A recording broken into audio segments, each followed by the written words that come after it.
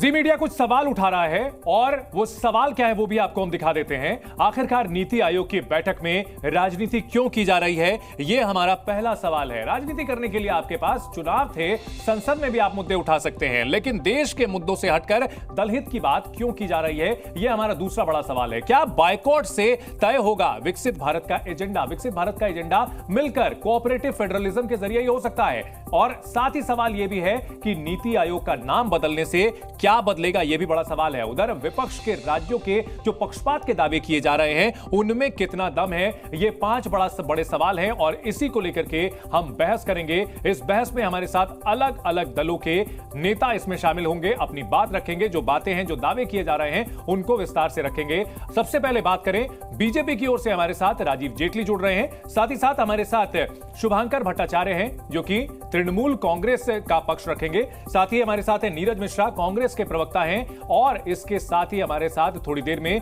जुड़ेंगे घनश्याम तिवारी भी, समाजवादी पार्टी के नेता।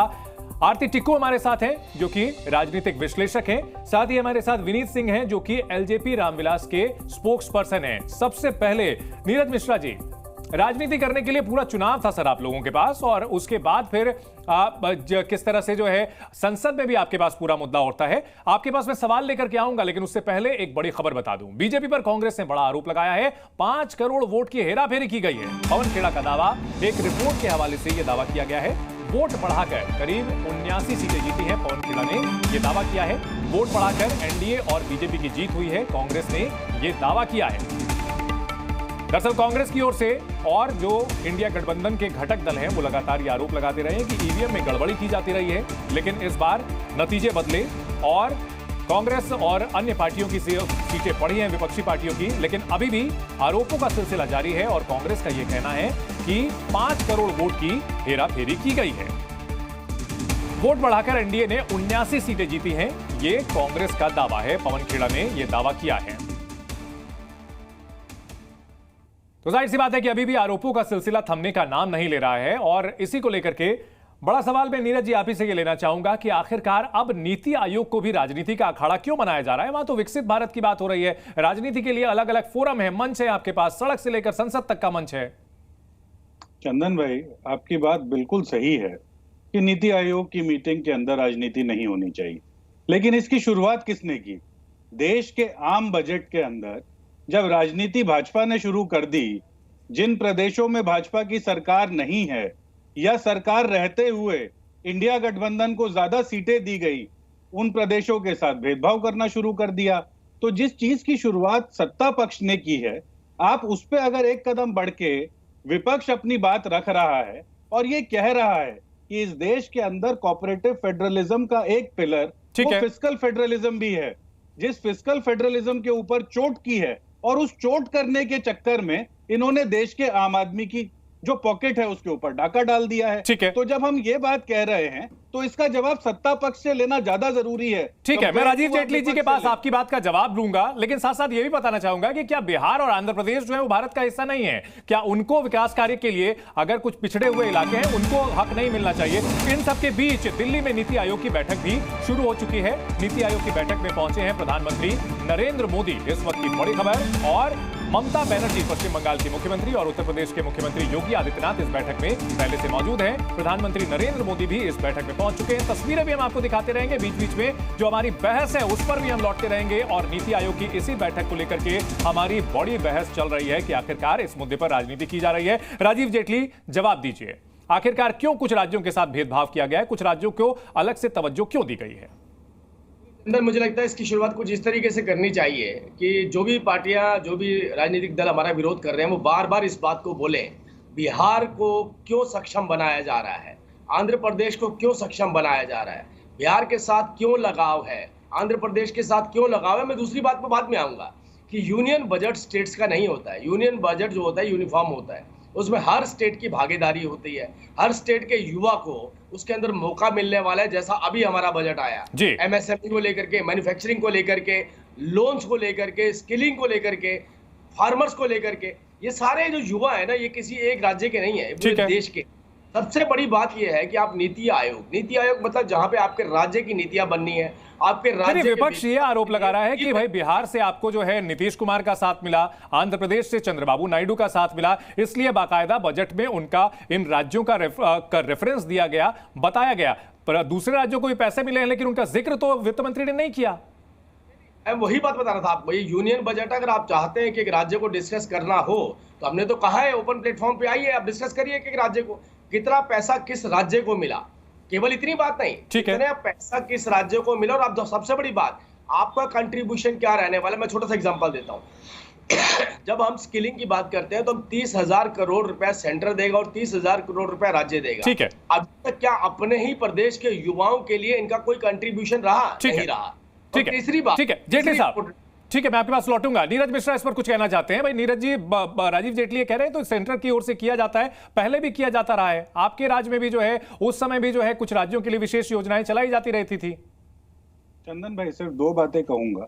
यूनिफॉर्मिटी तो सिर्फ ये है कि कैसे स्ट्रॉ लगाकर आम आदमी की जीवन के अंदर ये दुविधा लेकर आए और उनकी गाड़ी कमाई का वो अलग मुद्दा हो गया सर, हम इस मुद्दे पर वापस आ रहे हैं क्योंकि यूनिफॉर्मिटी की बात कर रहे थे। सिर्फ यही यूनिफॉर्मिटी है कि आपके घर पर, आपके सोने पर और आगे चलकर हो सकता है आपके सांस लेने पर भी ये ऐसा टैक्स लगा देंगे कि आप जी नहीं पाएंगे। वो मुद्दा अलग हो गया सर, यहाँ भेदभाव वाले जो आप लोग आरोप लगा रहे हैं उसके लिए उस पर तर्क दीजिए सर। सुनिए ना, आपने बिहार की रिपोर्ट्स नहीं देखी होंगी। बिहार के अंदर जो मगध और मिथिला की बात है, आज मिथिला के लोग तो ये कह रहे हैं कि आपने सब दे दिया मगध को, आपने तो मिथिला वो तो राज्य सरकार देखेगी ना सर। फिर आप अलग अलग मुद्दों को क्लब कर रहे हैं मिश्रा जी, नीरज जी, अलग अलग मुद्दों को क्लब कर रहे हैं। यहाँ जो आप लोग भेदभाव के आरोप लगा रहे हैं, मैं 2004 की एक रिपोर्ट देख रहा था, आप लोगों का जो बजट आया था, आपकी सरकार जब बनी थी कांग्रेस की, तो उस वक्त बिहार के लिए अलग से जो है ऐलान किया गया था। तमिलनाडु में जो है जो खारा पानी जो है उसको करने के लिए अलग से मेंशन किया गया था। तो आप लोगों के टाइम में भी वही किया जाता रहा है सर, सभी केंद्र सरकारें करती हैं। इस बार क्या अलग हो गया? चंदन भाई, उस समय जब हमने ये प्रावधान किए थे तो राजस्थान में जब सुखाड़ पड़ा था उसी समय और हमारी सरकार नहीं भी थी तो हमने उनके लिए भी प्रावधान किया। हमने इनकी तरह नहीं कि कर्नाटका में सुखाड़ है, हिमाचल के अंदर बाढ़ है और मणिपुर के अंदर जो आग लगी हुई है उन सबके लिए प्रावधान नहीं, अलग अलग मुद्दों को सर। नीरज जी, मेरा ये सवाल है, क्या दूसरे राज्यों को पैसे नहीं दिए गए हैं? आप ये कह रहे हैं दो पैर हैं। नहीं, क्या दूसरे राज्यों को पैसे दिए ही नहीं गए हैं? चंदन जी, जिस प्रपोर्शन में इन बाकी राज्यों को पैसे की जरूरत थी वो नहीं किया गया है। ठीक है, ये तय कौन करेगा? ये तय कौन करेगा? आरती टिक्कू जी, कौन तय करेगा कि भाई राज्यों को किस प्रपोर्शन में पैसा दिया जाना चाहिए? गाडगिल कमेटी के आधार पर जो है वितरण किया जाता है और ये क्या कौन तय करेगा? बिल्कुल आपने चंदन सही कहा कि गाडगिल फॉर्मूला ही अपनाया जाता है। इनफैक्ट आपको याद होगा कि 2014 में प्लानिंग कमीशन अबॉलिश हुआ और उसके बाद नीति आयोग का वही रोल है इनफैक्ट डिस्कस करना कि स्टेट्स के क्या मुश्किलें हैं, फाइनेंशियली क्या मुश्किलें हैं, इवन सोशली भी क्या मुश्किलें हैं जी। और अगर ये जितनी भी पार्टीज आज नहीं जा रही है नीति आयोग में, सिर्फ अपनी राजनीति टेलीविजन पे कर रहे हैं तो बहुत आश्चर्यजनक बात है, क्योंकि जितनी भी इनकी परेशानियां हैं या इनका क्रिटिसिज्म अगर नीति आयोग को लेकर वाकई कुछ है तो इनको नीति आयोग में जाकर ही नीति आयोग पर सवाल खड़े करने चाहिए, ना कि टीवी चैनल्स पे बैठ के, ना कि बिल्कुल बाइकॉट करने से क्या होगा। हमारे साथ जुड़ चुके हैं घनश्याम तिवारी जी भी, समाजवादी पार्टी के प्रवक्ता हैं। रिलेशंस डिस्कस करने जरूरी है। ठीक है घनश्याम जी, आखिरकार जो है नीति आयोग को राजनीति का अखाड़ा क्यों बनाया जा रहा है और जो बातें कही जा रही हैं भेदभाव की, तमाम चीजों की, उस पर क्या कहेंगे? नमस्कार चंदन, आपको, दर्शकों को और को पैनलिस्ट को। तीन बातें सबके लिए महत्वपूर्ण हैं। जब सरकार ने इकोनॉमिक सर्वे रिलीज किया तो ऐसा लगा कि सरकार के पास सूझबूझ का एक आधार है, क्योंकि इकोनॉमिक सर्वे में कहा गया कि देश में 78,50,000 जॉब्स हर साल क्रिएट करनी पड़ेंगी, जो नई पीढ़ी है उसको रोजगार देने के लिए और जो लोग कृषि से अन्य जगहों पर जा रहे हैं उनके लिए। ठीक है, ऐसा लगा कि अगले दिन जो बजट पेश होगा वो इस सूझबूझ को दिखाएगा, लेकिन अगले दिन जो बजट पेश हुआ उसने तो लगा कि वो बजट बीजेपी के तोड़फोड़ कार्यालय जो है, जो पार्टियों को तोड़ता फोड़ता है, उसमें बैठकर बनाया गया है। देश का बजट है ही नहीं। कैसे? क्योंकि जो इकोनॉमिक सर्वे जिन मुद्दों को बता रहा है, आपने उन मुद्दों के ऊपर ध्यान नहीं दिया। आपने बड़ा साधारण सा एक समीकरण बिठाया कि मुझे एक बैसाखी को कितना पैसा देना है, दूसरी बैसाखी को कितना पैसा देना है, ताकि मेरी गाड़ी चलती रहे, ताकि मैं चल सकूं। आपने पूरे देश को संदेश दिया। यहाँ बीच में एक जो है आपसे क्वेश्चन पूछना चाहूंगा, क्या पहली बार ऐसा हुआ है कि कुछ राज्यों को विशेष जो है इसमें बजट दिया गया है, और क्या ये अतीत में कभी नहीं हुआ है, और क्या भविष्य में ऐसा कभी नहीं होगा? पहली बार दूसरी बार की बात नहीं है। कोई सरकार इसलिए नहीं चुनी जाती है कि वो इतिहास की सभी गलतियों को का एक लिस्ट बना ले और बोले मैं सारी गलतियां करूंगा। ये कहा गया कि भाई क्या बिहार और आंध्र प्रदेश जो है, देखिए आप बात पूरी करने दीजिए। क्या अगर वो पिछड़े हैं तो उनको अलग से बजट नहीं मिलना चाहिए? देखिए चंदन जी, 3 वाक्यों का सवाल और आधे वाक्य का जवाब नहीं हो सकता। आप अपने 6 वाक्य बोल दीजिए, लेकिन मुझे आधा वाक्य मैंने पहले एक सेंटेंस पूछा और आपको सर 4 लाइन का आंसर देने का मौका दिया। सर मेरे ऊपर आपके सवाल केंद्र सरकार पर लगाएं, मुझ पर ना लगाएं। ठीक है, मुद्दे पर देखिए, प्रवचन मत दीजिए। देखिए आपके दर्शक देख रहे हैं कि आपके सवालों में 6, 7, 8 वाक्य हैं और आपने मुझे आधा वाक्य मुद्दे पर। सवाल सिंपल सा ये है कि क्या मैं शांत रहता हूं? आप नहीं, आपका सवाल ही नहीं है, आप बेवजह टोक रहे हैं, ये सवाल नहीं है। आधे वाक्य में जवाब नहीं होता है। ठीक है, बोले अपनी बात पूरी करें सर। आप किसी सरकार के पास ऐसा कोई प्रावधान नहीं है कि पिछली सारी गलतियों की एक लिस्ट बना ले और बोले कि हमें जनादेश इसलिए मिला कि हम सारी गलतियों को रिपीट करेंगे। जी, जहां तक प्लानिंग कमीशन की बात की गई, प्लानिंग कमीशन के पास ठोस पावर थे। प्लानिंग कमीशन सरकार को रिकमेंड कर सकता था कि राज्यों के बीच में जो असमानता है उसके आधार पर किस राज्य को कितना दिया जाए। देश का जनादेश ये कहता है कि लोगों को प्रधानमंत्री के 2024 के विजन पे भरोसा नहीं है। 2047 का प्रवचन और भजन मंडली छोड़ दें। नीति आयोग आज प्रधानमंत्री की भजन मंडली बना हुआ है और जिस आयोग में कोई क्षमता नहीं है, कोई पावर नहीं है। अरे 2014 में इसे एबॉलिश किया गया था, चेंज किया गया था, 2024 में उसका विरोध क्यों किया जा रहा है, ये सवाल उठता है। इन सबके बीच हम दूसरे मेहमानों को भी चर्चा में लाना चाहेंगे। हमारे साथ शुभांकर भट्टाचार्य जी हैं। शुभांकर, सवाल ही नहीं है, आपने टोक दिया, ये बेवजह का टोक। पिछले 4 मिनट से हम लोग आपस में ही बात कर रहे हैं। 2014 जो हमारे पैनलिस्ट हैं उनको भी लाएंगे ना चर्चा में। प्लानिंग कमीशन ठीक है, आप टोक क्यों रहे हैं? आएंगे, दूसरे आपको पर्याप्त मौका मिलेगा। शुभांकर जी आप बताइए प्लानिंग कमीशन और नीति आयोग में क्या अंतर है, बताइए दर्शकों को। ठीक है, वो बाकी सारी चीजें जो हैं उनको भी हम डिस्कस करेंगे, अब उन मुद्दों पर भी बात करेंगे। शुभांकर भट्टाचार्य जी, तृणमूल कांग्रेस जाएगी लेकिन नीति आयोग को ही भंग करने की बात की जा रही है, ऐसा क्यों? देखिए चंदन, मैं आपको याद दिला दूं, 2014 में जब प्लानिंग कमीशन को अबॉलिश करके नीति आयोग लाया गया, तब भी दीदी ने बहुत बढ़ चढ़ के इसको जो है इसका विरोध किया था। उन्होंने उसी समय डिमांड किया था कि भाई नीति आयोग का जिस तरीके से गठन किया जा रहा है, ये सिर्फ और सिर्फ एक जिसको कहते हैं कि बस एक ऑर्गेनाइजेशनल एक स्ट्रक्चर बना दिया है क्योंकि नीति आयोग को कुछ रिप्लेस करना है जी। लेकिन जैसे कि यहाँ पे सभी लोग जानते हैं बहुत अच्छे तरीके से कि प्लानिंग कमीशन के पास खुद की कई ऑथोरिटेटिव पावर्स हुआ करती थी, जो कि डायरेक्टली जो फाइनेंशियल बॉडीज थी उसके ऊपर डायरेक्ट इंपैक्ट करता था। लेकिन नीति आयोग के पास ऐसी कोई भी पावर नहीं है। ठीक है, सिर्फ और सिर्फ वो एक एडवाइजरी बॉडी बन के है, जो कि हाँ बिल्कुल सही बात है कि सारे स्टेट्स की बात को लेकर सामने रखा जाता है। अब बात आती है कि यहाँ पे नीति आयोग में जो लोग गए, ममता दीदी जा रही हैं, उनका देखिए एक बात समझना पड़ेगा। अगर बंगाल के परिप्रेक्ष्य से देखें तो बार बार ये जो बात कहा जा रहा है ना कि बिहार और आप आंध्रा से इन लोगों से क्यों आप वो कर रहे हैं, क्यों तुलना कर रहे हैं?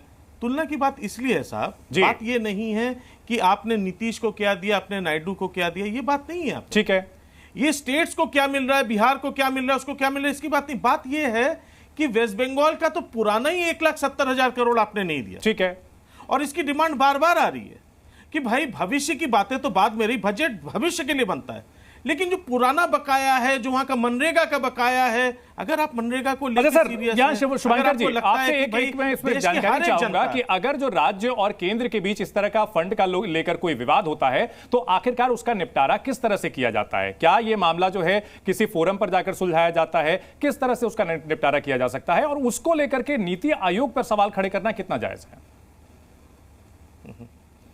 देखिए एक बात मैं आपको बताऊं, अगर देखिए यहाँ 2 मुद्दे हैं। एक, क्या वाकई राज्यों को लेकर इस प्रकार का डिस्क्रिमिनेशन है?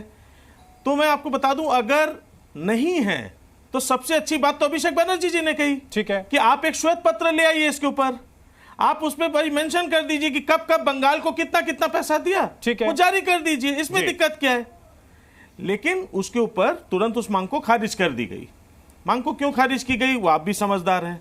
बाकी फिर कहा जाता है कि भाई फला स्टेट में डेवलपमेंट नहीं हो रहा, डेवलपमेंट होगा कहां से? ठीक है, 1,70,000 करोड़ वो 2020 से। और मजे की बात बताऊं, आम्फान तूफान आके बंगाल को नष्ट करके चला गया। ठीक है, प्रधानमंत्री जी गए थे 2020 की बातें, जिस समय कोविड का प्रकोप चल रहा था, प्रधानमंत्री जी खुद गए और उन्होंने वहां जाके 1,000 करोड़ का अतिरिक्त एक धनराशि का वहां पे वो दिया था। ठीक है, लेकिन वो अभी तक क्या वाकई पूरी तरीके से बंगाल को मिल पाया? मैं सिर्फ 1,000 करोड़ की आरोपों का एक पूरा जो है पिटारा तैयार हो गया है। और इस पर मैं राजीव जेटली जी से सवाल लेने के लिए जाऊंगा। हमारे साथ बीच में विनीत सिंह साहब भी हैं, उनको भी हम जोड़ लेते हैं। विनीत जी, बिहार को लेकर के लगातार ये सवाल खड़े किए जा रहे हैं। दूसरी पार्टियां, विपक्षी पार्टियां ये आरोप लगा रही हैं कि भाई बंटवारे में भेदभाव किया जा रहा है। कुछ खास राज्यों को बैसाखी पर जिनकी सरकार चल रही है उनको विशेष फायदा दिया गया है। चंद्र भाई नमस्कार, गुड मॉर्निंग सभी को। आप मेरे पास 25 मिनट के बाद आए और मैं जिम छोड़ के आया हूं, इसलिए मुझे 2 मिनट अनइंटरप्टेड बोलने दीजिए क्योंकि बोलना जरूरी है। ये बताइए, इस बार क्या ये लोग पहली बार कर रहे हैं? ये लोग हैबिचुअल ऑफेंडर। अप्रैल 2023 में भी लोगों ने बायकॉट किया था, पहली बार। कुंठा कहां आती है? याद कीजिए, जब इंडी ब्लॉक बन रहा था, गठबंधन बन रहा था, तो नीतीश कुमार जी सूत्रधार थे, पर बाद में बाकी घटक दलों के फितरत देखने के बाद वो बाहर आ गए। टीडीपी के चंद्रबाबू नायडू ने ज्वाइन नहीं किया, इसलिए ये निराशा में ऐसी बात कर रहे हैं जी। तीसरी बात कहता हूं, क्या आप समय भूल जाते हैं कि 2004 से लेकर 2014 तक जो यूपीए सरकार में थी, तो DMK was treating central government as its ATM. उस समय अगर आप रिकॉर्ड देखिएगा तो डीएमके को सबसे ज्यादा तरजीह दी जाती थी। तो क्या किसी ने बुरा माना था? जहां तक बिहार की बात है, तो जब से झारखंड अलग हुआ है, we were suppose to get this thing, क्योंकि सारे संसाधन वहां पे चले गए थे झारखंड में 2000 के बाद। ठीक है, आंध्र प्रदेश रीऑर्गेनाइजेशन एक्ट के अंतर्गत में ये स्पेशल कैटेगरी स्टेटस देना ड्यू था। और मैं चौथी बात पे आता हूं कि अगर केंद्र की सरकार अगर पार्टीशन पॉलिटिक्स कर रही है, तो यकीन मानिए कि 11 स्टेट को जिसको की स्पेशल कैटेगरी स्टेटस है, Himachal Pradesh is ruled by Congress, क्यों नहीं उसको हटा दिया गया? बार बार मणिपुर की बात करते हैं, Manipur has already got special category status. तो आखिर विनीत जी, यहां सवाल यह उठाया जा रहा है कि भाई अगर बिहार मान लीजिए पिछड़ा हुआ था, 2 साल 2000 में झारखंड बना था, 24 साल बाद ही विशेष फायदा क्यों? आंध्र प्रदेश और तेलंगाना को अलग हुए भी अच्छा खासा समय गुजर चुका है, अब तक आपको नहीं दिया गया, उनको नहीं दिया गया। 2024 में ही जब उनके सहारे से सरकार चल रही है, तब जो है ये दिया गया।